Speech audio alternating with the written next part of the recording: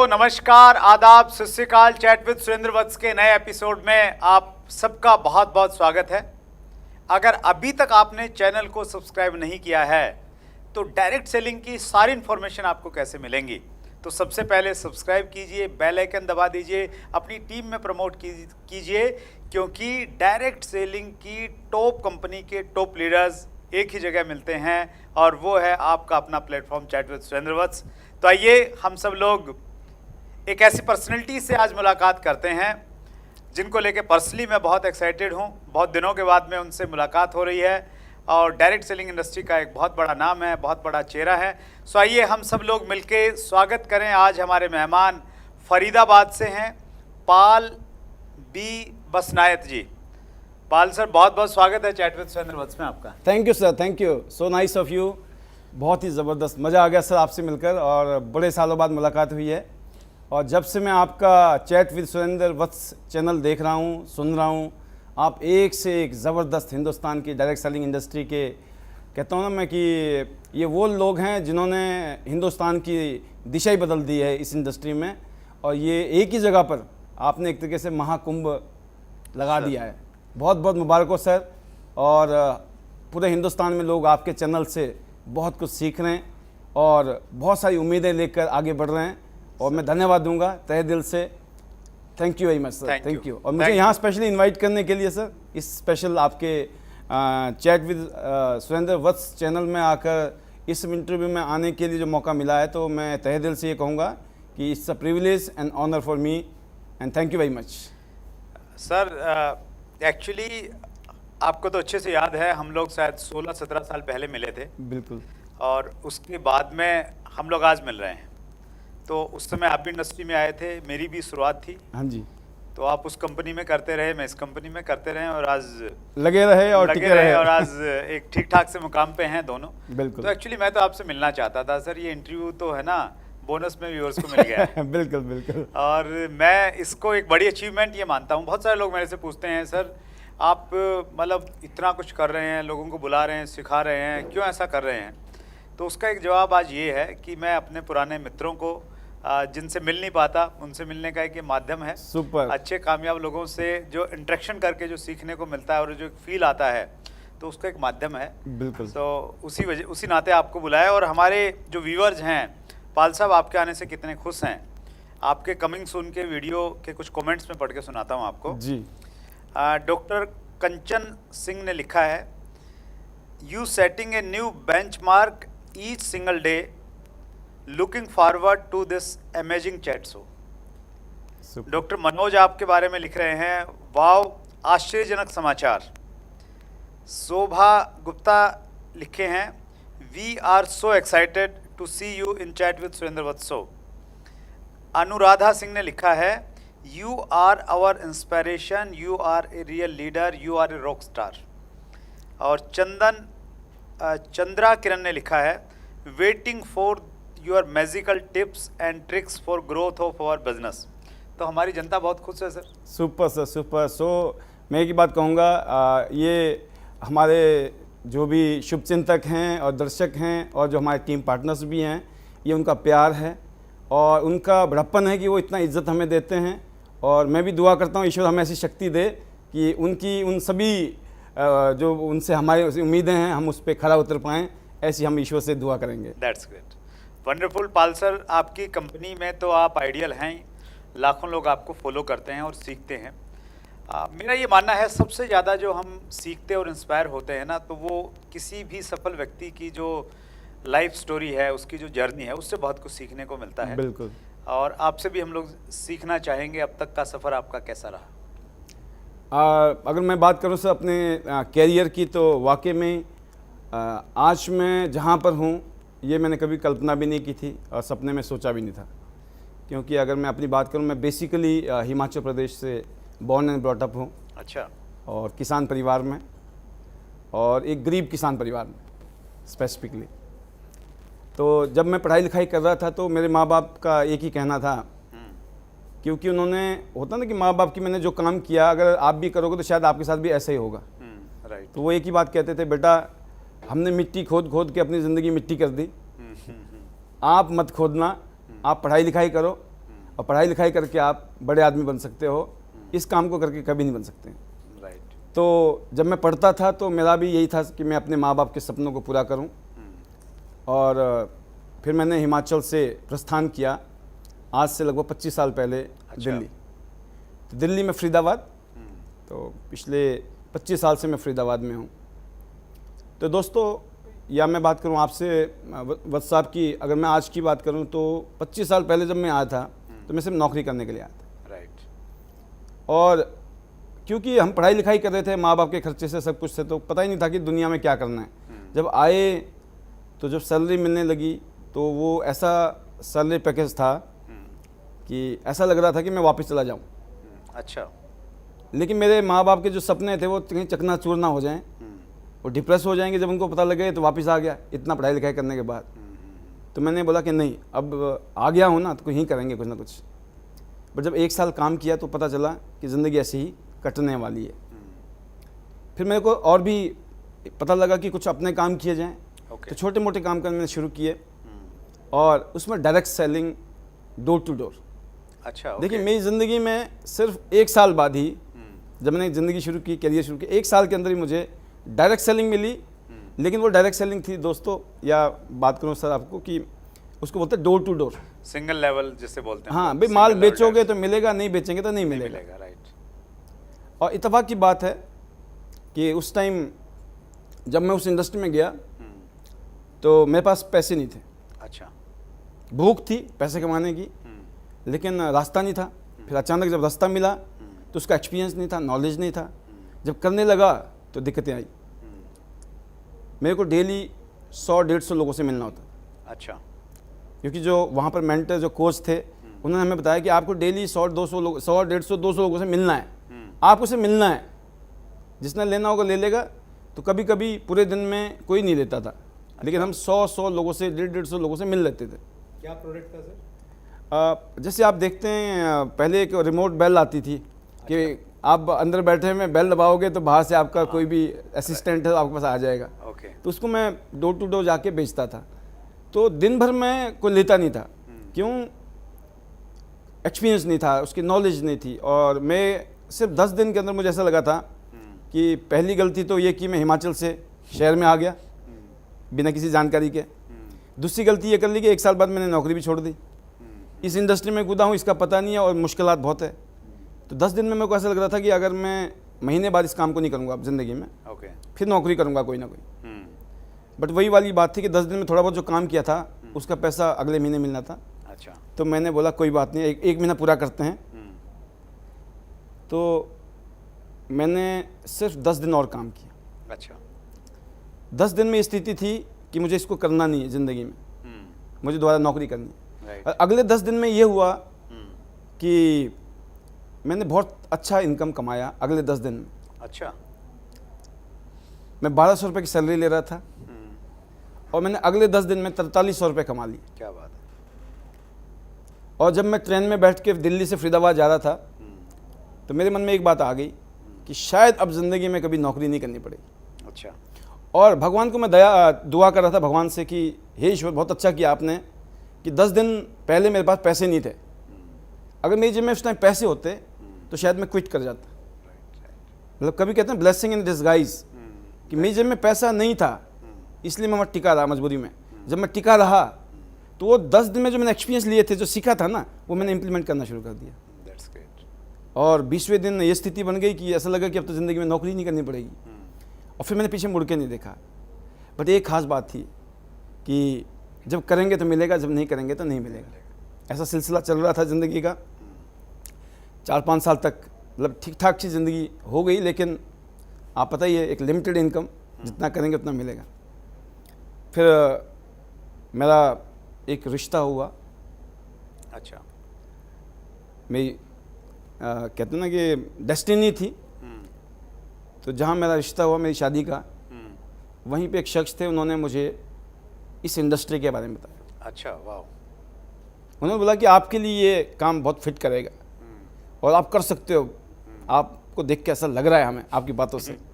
तो मैंने बोला मैं मेहनती आदमी हूँ, इस बात में कोई डाउट नहीं है, लेकिन बताओ काम क्या है। और मैं अपॉर्चुनिटी ढूंढता रहता था कि कोई ऐसा मौका मिले जहाँ मैं अपने आप को ग्रोथ कर सकूँ। तो फिर मैंने अब जैसे मीटिंग देखी दोस्त, तो पहली मीटिंग में ही मैंने कामयाब शख्स को देखा जिन्होंने अपनी स्टोरी बताई।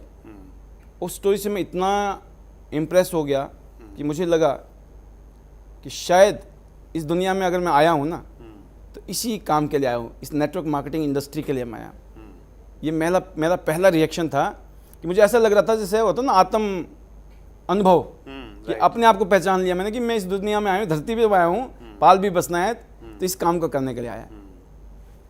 तो उसके बाद मैंने काम करना शुरू किया, और जैसे हर काम को करने के लिए शुरू में एक एक्साइटमेंट होती है, एक्साइटमेंट के साथ हम काम कर रहे हैं, ये पता नहीं होता हम बोल क्या रहे हैं, हम कर क्या रहे हैं, और रिजल्ट का उम्मीद होता है कि रिजल्ट बहुत आने चाहिए।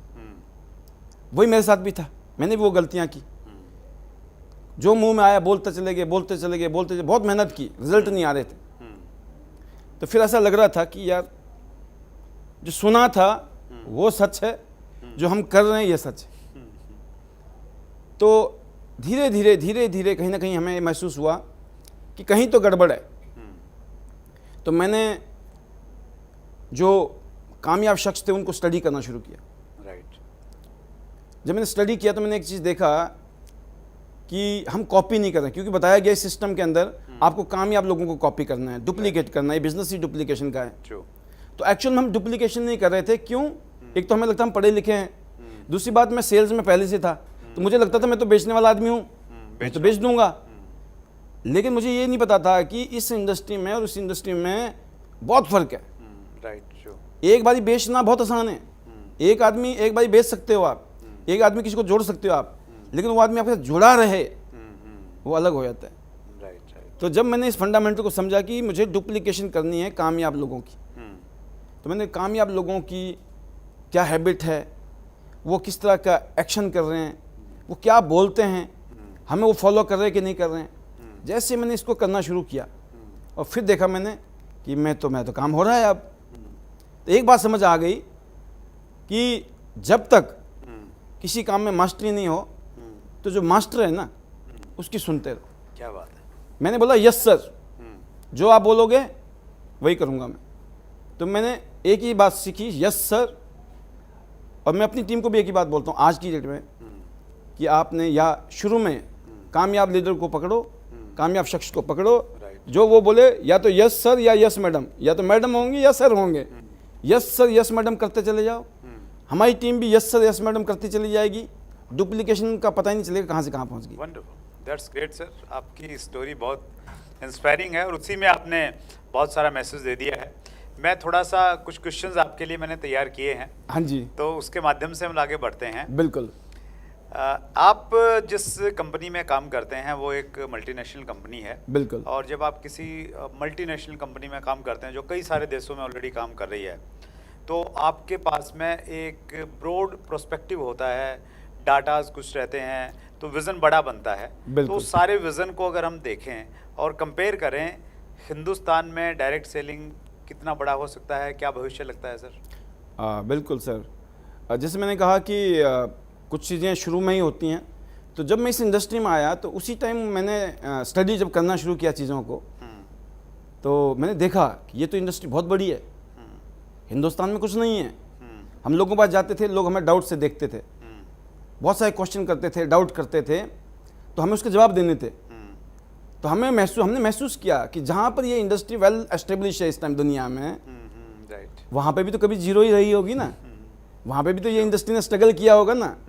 तो अगर वहाँ ऐसा हुआ होगा, आज वो इंडस्ट्री, अगर मैं अमेरिका है, चाइना है, जापान है, जर्मनी है, अगर बहुत सारे देश है दुनिया के जहाँ पर इतना शानदार तरीके से चल रही है, तो मैंने बोला जब वहाँ चल सकती है, वहाँ तो उनके पास में एडवांस कंट्री है, उनके पास तो बहुत सारे ऑप्शन भी है। लेकिन अगर वहाँ पर लोग इस सिस्टम को अडॉप्ट कर रहे हैं, तो हिंदुस्तान में तो सबको ज़रूरत है। तो मुझे लगा कि ये इंडस्ट्री आने वाले टाइम में हिंदुस्तान में बहुत बड़ी इंडस्ट्री बनेगी। और ये ज़रूर है कि किसी भी इंडस्ट्री की शुरुआत जो है, जो शुरुआत करने वाले लोगों के लिए चैलेंजिंग होते हैं, वो हमारे लिए भी चैलेंजिंग थे। तो उस टाइम महसूस हो गया था सर कि ये इंडस्ट्री बहुत बड़ी इंडस्ट्री बनेगी, क्योंकि इसके जो क्या बोलते हैं, इसका जो फंडामेंटल है ना, वो यही है, कर भला हो भला। अगर आप लोगों की मदद करोगे तो ही आपका काम होगा। If you help enough other people to get what they want in their life, you will get whatever you want in your life. तो ये जो जिग जिलर का कोट है ये, इस कोट में दम था राइट कि अगर हमने एनफ अदर पीपल को अगर उनके सपने पूरे करा दिए तो हमारे सपने तो पूरे हो ही जाएंगे. तो इसके ऊपर ये जगह ना, कर भला हो भला, जो प्रकृति ने जो बोला ना Right. कि कर भला हो भला, इस बिजनेस का जो नेचर है, डायरेक्ट सेलिंग इंडस्ट्री में भी, नेटवर्क मार्केटिंग इंडस्ट्री का जो ये नेचर है वो यही है कि हम अपनी टीम को कामयाब करेंगे, हमारे साथ लोग कामयाब होंगे, हम अपने आप कामयाब हो जाएंगे. तो इस इंडस्ट्री का जो फ्यूचर है हिंदुस्तान में, जब हमने शुरू किया था 18 साल पहले, 5 साल बाद कुछ और बेटर हुआ, 10 साल बाद कुछ और बेटर हुआ, 15 साल बाद, आज 18 साल हो गए, लेकिन मैं 15 साल की बात करूँ, जब 15 साल पूरे हो गए थे तो मुझे लग रहा था कि अब मज़ा आने वाला है. ओके मुझे आज 18 साल हो गए तो मुझे ऐसा लगता है कि अभी तक तो फिल्म का ट्रेलर था, असली फिल्म तो अब बनेगी ट्रू ट्रू और उस फिल्म में मज़ा आएगा. जितने भी इस इंडस्ट्री में काम कर रहे हैं उनका लिए बहुत ही फैंटास्टिक फ्यूचर है, बहुत बड़ी इंडस्ट्री है. और आने वाले टाइम में हिंदुस्तान के जितने भी नेटवर्क मार्केटिंग के लीडर्स हैं, हम सब मिलकर हिंदुस्तान में एक बहुत बड़ा चैलेंज है, वो है बेरोज़गारी. उसमें हम बहुत बड़ा रोल निभाने वाले हैं, ऐसा मेरा विश्वास है. दैट्स ग्रेट, सुपर सब. अगला प्रश्न जो है वो थोड़ा सा टिपिकल हो सकता है, जी जी, तो वो माफी वेलकम. मांग लेता हूँ पहले मैं अरे आपसे. Welcome sir, welcome, most welcome. आप देखिए सर, हमारे देश में वैसे तो हर हिंदुस्तानी जो है वो देश प्रेम से भरा हुआ है, और बिल्कुल. स्पेशली देश में कुछ इशू आता है, पाकिस्तान के कुछ झगड़ा हो गए, तो फिर वो देश प्रेम जो है ना वो सड़कों पे और वो पोस्ट में और वो सब जगह आ चैलेंज जाता आता है. है. तो आप डायरेक्ट सेलिंग में काम कर रहे हैं, वो एक बाहर की कंपनी, और बाहर की कंपनी के अलावा चाइना की कंपनी है. जी जी जी, और हिंदुस्तान में हमारे पॉलिटिशियन हमें सिखाते हैं कि भाई हिंदुस्तान का जो दुश्मन नंबर 1 है वो चाइना है. हाँ जी. तो आपको इश्यूज तो आते होंगे जब लोगों को मालूम चलता होगा कि आप एक चाइनीज़ कंपनी में हैं, चाइनीज़ कंपनी का प्रोडक्ट उनको प्रोवाइड करवा रहे हैं, बिल्कुल. या अपॉर्चुनिटी दे रहे हैं, बिल्कुल. तो कैसे टैकल करते हैं? सर देखो, जो सच है वो सच है, तो हम एक्सेप्ट करते हैं कि ये सेंटिमेंट होते हैं, हम सब लोग इमोशनल हैं और हम इमोशन के ऊपर ही जिंदा भी रहते हैं. राइट. और जहाँ देश की बात आती है तो देश सबसे पहले. जो एंड हम लोग और जो हमारी कंपनी है, तो उसमें एक ही चीज़ है कि कंपनी का जो बेसिक फंडामेंटल रूल है वो है, पहला रूल, जिसकी वजह से जिस कंपनी की हम बात कर रहे हैं वो, या जिसमें मैं काम कर रहा हूँ, इतनी बड़ी कंपनी बनी दुनिया के आज 100 से ज़्यादा देशों में जिसका कारोबार हो, तो कुछ तो ऐसे उनके बेसिक चीज़ें हैं फंडामेंटल जो उनको इतना आगे ले जा रहे हैं, और हिंदुस्तान में भी हम बहुत अच्छा काम कर रहे हैं इस टाइम. तो उसकी वजह है सर कि एक तो company law of land follow करती है, जिस देश का लॉ है और कानून है, हर चीज़ उसके ऊपर चलेगी. अच्छा. नंबर 1 रूल है law of the land. Number 2 है दोस्त सर, वो ये है कि कंपनी जो प्रोडक्ट बनाती है वो यूनिक, स्पेशल. अच्छा. ओके. कुछ ऐसे प्रोडक्ट हैं जिसका कंपटीशन नहीं है.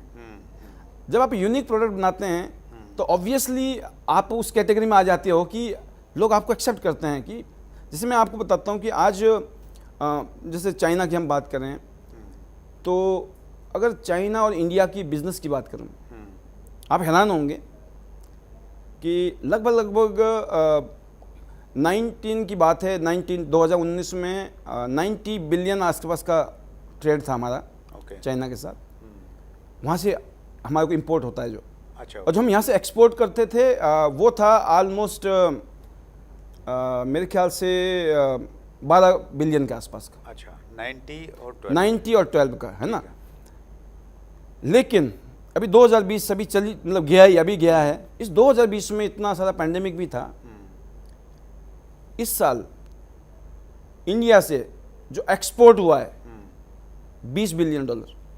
अच्छा. 12 की जगह ज़्यादा गया है चाइना में माल, 20 हो गया. राइट. और उनका भी इतना ही है, 90 बिलियन डॉलर के आसपास का है. इसका मतलब हम ग्रो कर रहे हैं. उल्टा हमने क्या किया, हम उनको माल दे रहे हैं, वहाँ बिजनेस हम कर रहे हैं, कारोबार कर रहे हैं, राइट. और आप हैरान होंगे इस बात से कि 2021 चल रहा है, पहले 6 महीने में हम लगभग 57 बिलियन डॉलर का बिजनेस कर चुके हैं. क्या बात है. क्या बात. इस साल तो मेरे ख्याल से 100 बिलियन डॉलर से ऊपर जाएगा सर. अच्छा. हाँ जी. तो इसकी वजह क्या आपको दिखती है सर, मतलब इतना सर, बड़ा मैं- बदलाव? हाँ, बदलाव ये है सर कि जो हम लोग बातचीत करते हैं, हम सेंटिमेंटल भी हैं, और लोग अपने अपने हिसाब से, अपनी अपनी रिक्वायरमेंट के हिसाब से भी कईयों को चीज़ों को प्रोपेगेंडा भी करते हैं. true. ठीक है. और हम सब लोग समाज में रहते हैं तो उसका कहीं ना कहीं असर हमें दिखता भी है. मैं आपको बताता हूँ सर, यूएस अमेरिका और चाइना के बारे में एक डाटा की बात कर रहा हूँ, इसलिए मैं छोटा सा टाइम इसमें ये लूँगा जी, कि अमेरिका 540 बिलियन डॉलर का ट्रेड करता है चाइना से। अच्छा, $540। 540 बिलियन डॉलर का माल उधर जा रहा है, ठीक है। और जो उनका इधर आ रहा है वो 120 बिलियन डॉलर। अच्छा। और देखो आज पावर टसल की बात करें, है ना, तो वो आपस में लगता है यार कहीं ना कहीं ये है। जापान की बात करें सर, 150 बिलियन डॉलर का ट्रेड है चाइना के साथ, इतने के आसपास से इनके साथ है। अच्छा। आपस में 150 बिलियन के आसपास का अच्छा, ट्रेड है। ये तो होगी सर नॉर्मल ट्रेड की बात करते हैं हम, इतना बड़े कारोबार हो रहे हैं दुनिया के, तो वो तो नहीं बात ये करते हैं, क्योंकि हम जब तक हमारे पास अपने पास कोई चीज़ नहीं है, जब तक हमें ये काम करना पड़ेगा, है ना, नहीं तो क्या होगा। सबसे ज़्यादा एक दिक्कत नुकसान किसको होगा, आज लगभग 15 से 20 करोड़ लोग डायरेक्टली और इनडायरेक्टली आपस में कनेक्ट हैं इंडिया और चाइना के साथ, जिनके दाल रोटी चल रही है, घर चल रहा है सर। आज हम कोई भी बाइकआउट करते हैं ना, सपोज करो दिवाली में हम बोलते हैं कि लाइटें नहीं जलानी है, दिवाली में बाइकआउट करते हैं, जबकि वो सामान तो 1 साल पहले 6 महीना पहले आ चुका होता है। उल्टा वो तो बेच के चले गए, वो दुकान किसकी, इसने बेचारे ने 50,000 लाख रुपए का सामान डाला हुआ है ना, वो बेचनी, लड़िया बेचनी है, उसने पैसे कमाने थे, दिवाली उसकी फीकी कर दी। क्यों?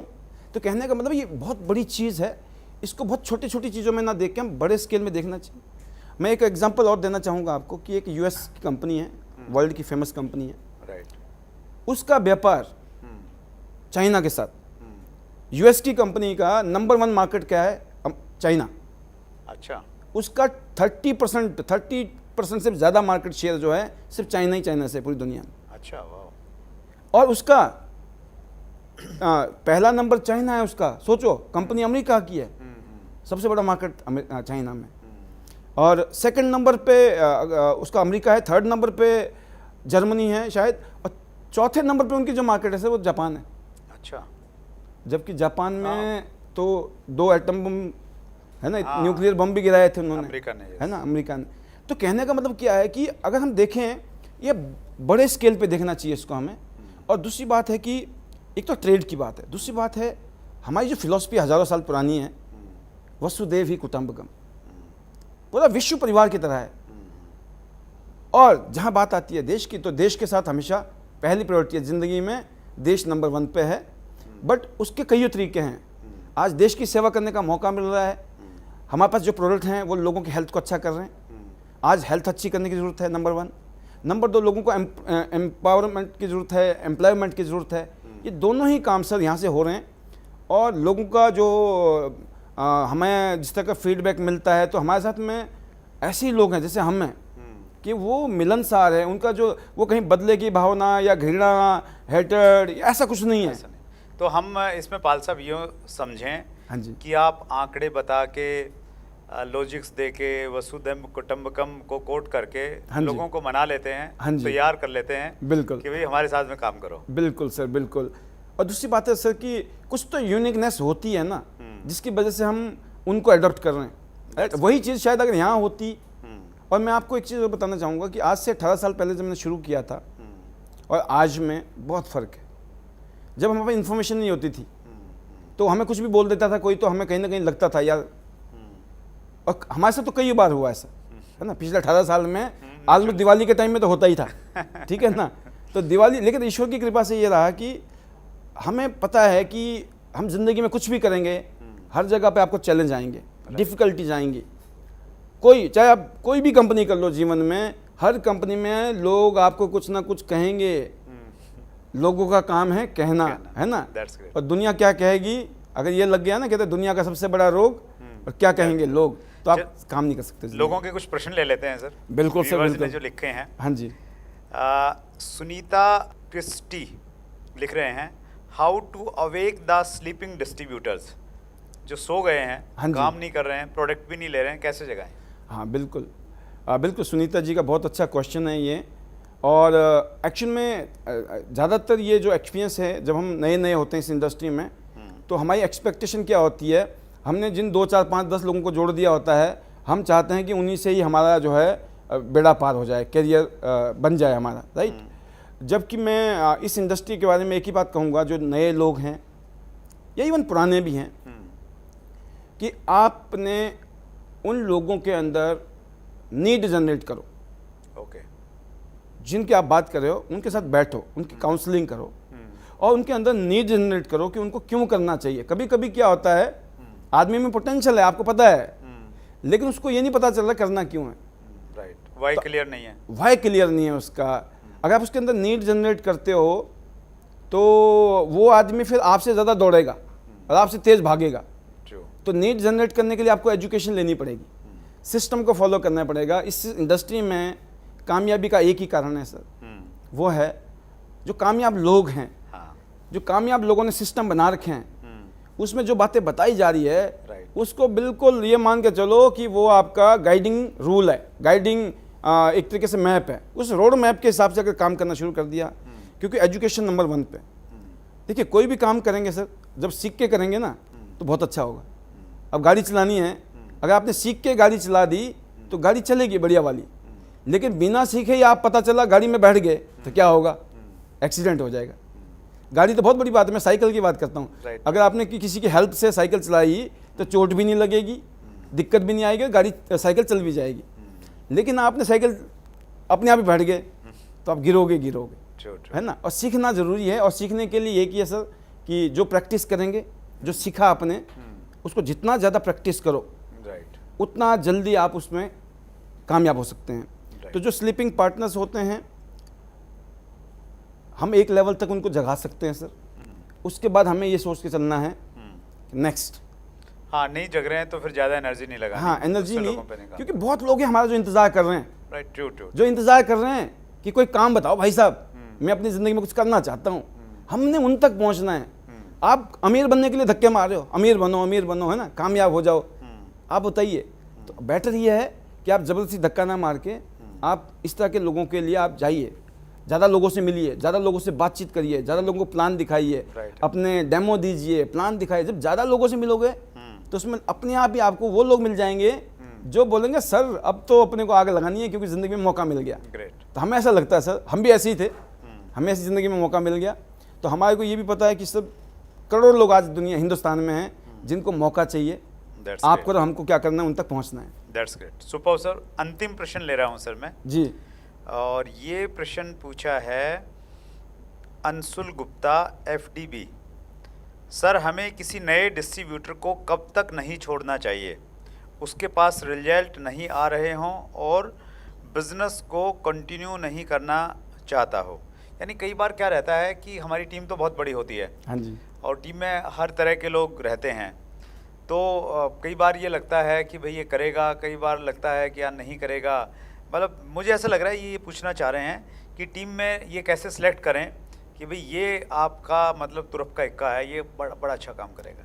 बिल्कुल सर। जो इन्होंने क्वेश्चन किया, ये क्वेश्चन तो एक तरीके से ये है कि कर भी नहीं रहा है और करना भी नहीं चाहता है। हाँ, ठीक है ना, मतलब कंफ्यूज कर रहा है। कंफ्यूज कर रहा है। राइट। ये कंफ्यूज भी है, और आपको कब तक उनको सपोर्ट करना चाहिए, हेल्प करनी चाहिए, ये भी है इम्पोर्टेंट। राइट। इस इंडस्ट्री में एक ही बात कही जाती है कि आप किसी को अगर आप जब जोड़ते हैं ना, वो तब तक जुड़ा हुआ नहीं है जब तक उसके नीचे कोई टीम खड़ी नहीं है। ओके।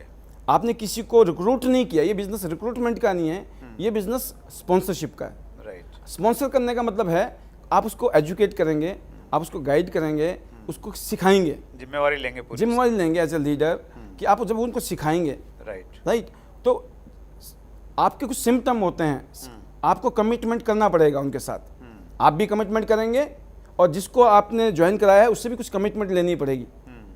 और जब सामने वाला कमिटमेंट निभा रहा है तो इसका मतलब आपने सही आदमी पकड़ लिया है। मतलब आप सही आदमी के ऊपर टाइम लगा रहे हो, सही आदमी के ऊपर एनर्जी लग रही है आपकी, और आपको उसका रिजल्ट उसको भी मिलेगा और आपको भी मिलेगा।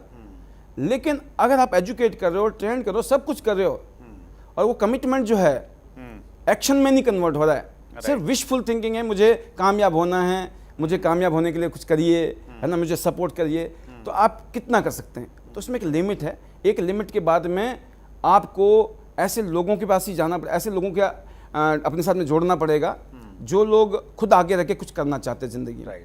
तो मेरा ये अनुभव है सर कि जब हमारे साथ लोग जुड़ते हैं तो आप ये मत सोचो कि सबके सबसे पहले तो सब जुड़ते नहीं हैं, और सब जुड़ जाएंगे तो सब काम करते नहीं है। ये सबसे बड़ा एक्सेप्टेंस है, आपको खुद अपने आप को महसूस करना होगा। प्रिपेयर रहना पड़ेगा पहले इससे। प्रिपेयर रहना पड़ेगा इस बात के लिए कि सब जुड़ेंगे नहीं। अब सब जुड़ गए तो सब काम भी नहीं करेंगे। काम कुछ लोगों ने ही करना जीवन में, कितना ही बढ़िया मौका दे दो, कुछ लोग वहाँ पर एक्सक्यूज बनाते रहेंगे, ब्लेम निकालते रहेंगे, True. वो जिम्मेवारी नहीं लेंगे, एक्शन नहीं लेंगे।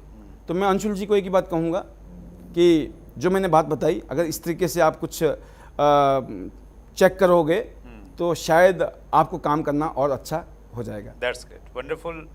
पाल साहब, आपके पास में प्रैक्टिकली जो 18 साल का अनुभव है वो 30 मिनट में नहीं समेटा जा सकता, लेकिन उसके बावजूद बहुत सारी अच्छी लर्निंग्स आपने दी। आपका जो अनुभव है, विजडम है, उसके जस्ट एक दर्शन हुए हैं हमारे व्यूअर्स को।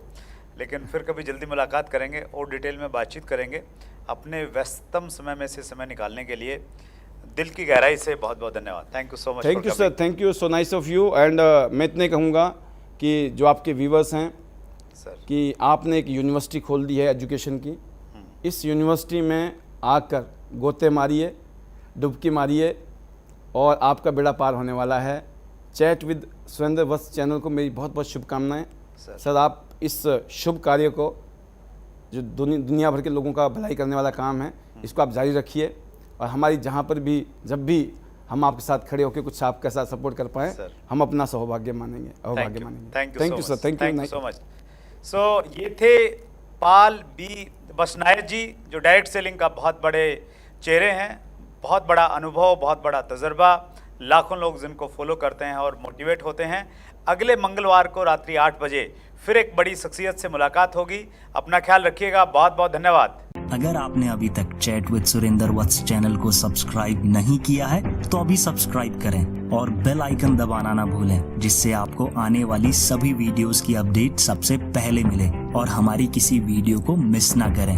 वीडियो को ज्यादा से ज्यादा शेयर और लाइक करके अपना प्यार जरूर दें।